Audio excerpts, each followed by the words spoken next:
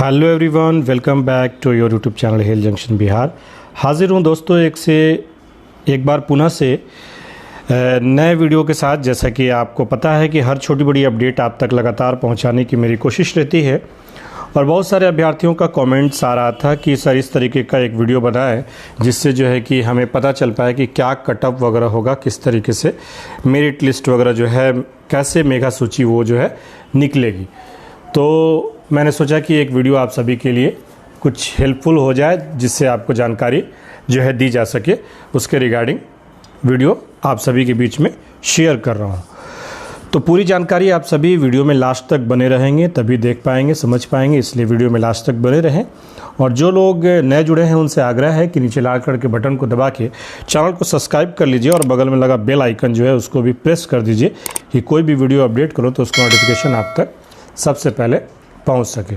तो साथियों, जैसे कि आपको पता है कि सुप्रीम कोर्ट के डिसीजन के बाद कहीं ना कहीं बीटीएससी आयोग लगातार जो है काम में लगी हुई है और कोशिश में है कि जल्द से जल्द जो है मेरिट लिस्ट जो है वो जारी किया जाए, मेगा सूची जो है जल्द से जल्द वो जारी किया जाए, ठीक है ना। और अभ्यर्थी भी काफ़ी इंतज़ार में हैं कि कब मेगा सूची जारी होगा। जैसे कि आपको पता है कि आपत्ति दर्ज करने के लिए 2 दिन का समय दिया गया था और उसके बाद से बीटीएससी आयोग के साइट पर लगातार वॉच कर रहे हैं अभ्यर्थी की कब मेरिट लिस्ट जारी होगा।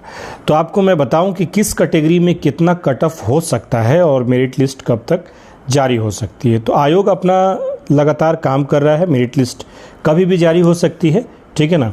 और जो लोग बहुत सारी बातें कर रहे हैं अलग अलग अपने अपने माध्यम से, लेकिन देखिए सबसे बड़ी चीज़ होती है कि एक चीज़ समझना ज़रूरी है कि न्यायालय से और गवर्नमेंट से हम सभी ऊपर नहीं हैं, ठीक है।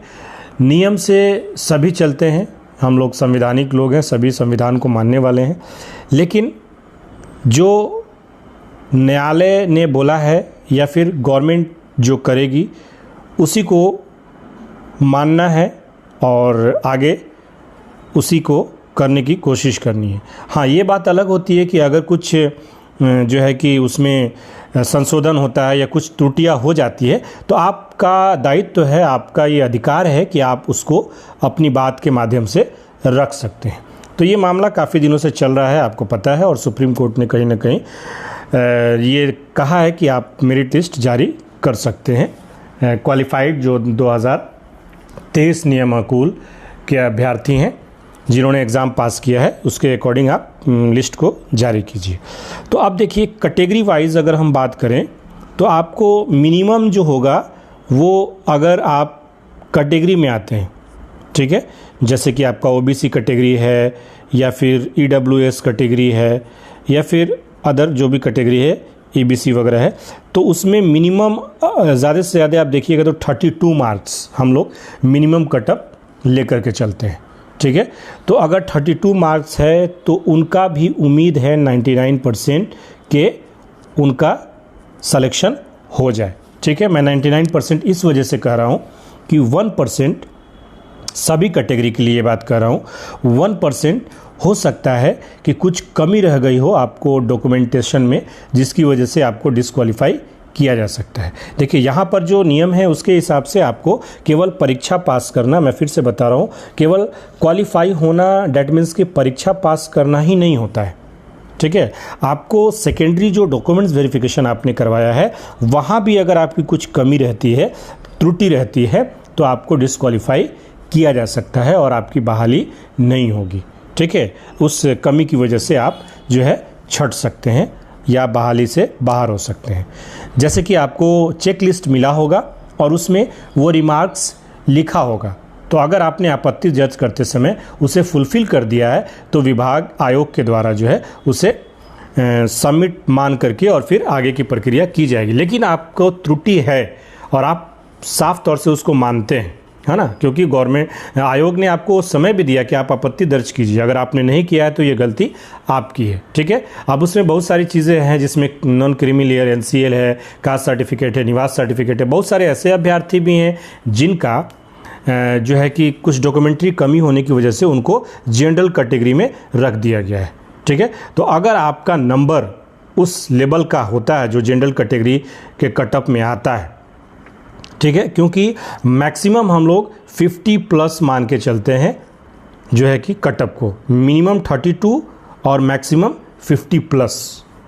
ठीक है, क्योंकि बहुत सारे ऐसे अभ्यर्थी हैं जिनका 45 प्लस है, ठीक है, 46 है, 42 है, तो उसमें बहुत सारे ऐसे अभ्यर्थी भी हैं जिन्होंने संविदा पे कार्य किया है और वो क्वालिफाइड है, तो उनका भी मार्क्स जुड़ सकता है।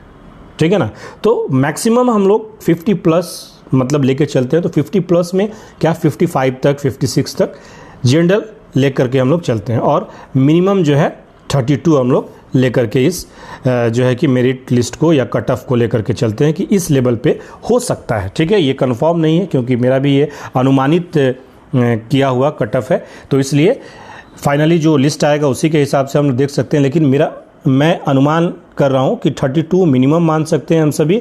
99% उनका चांसेस है, जिनका 32 है उनका भी क्वालिफाई हो जाएगा, उनको भी जॉब मिल जाएगी। लेकिन 1% इसलिए कि अगर डॉक्यूमेंट्री कमी होगी तो हो सकता है कि वो इससे बाहर हो जाए।